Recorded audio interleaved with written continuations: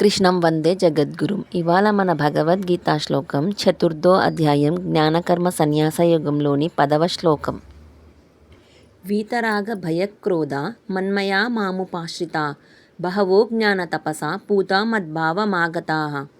ఈ శ్లోకానికి అర్థం, రాగం, ఆసక్తి, భయం, కోపం లేనివారు, మనస్సుతో నన్ను ఆలోచిస్తూ నన్ను ఆశ్రయించిన వారు జ్ఞాన తపస్సుతో శుద్ధులై అనేకులు నా స్వరూపాన్ని అంటే దైవ స్వరూపాన్ని పొందిరి.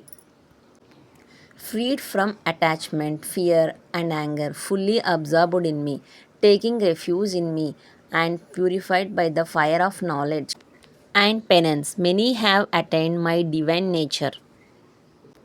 ఈ శ్లోకం మనకు చెప్తుంది, భగవంతుని పొందాలంటే మనలో మోహం, భయం, కోపం వంటి దుష్ప్రవర్తన వదలాలి.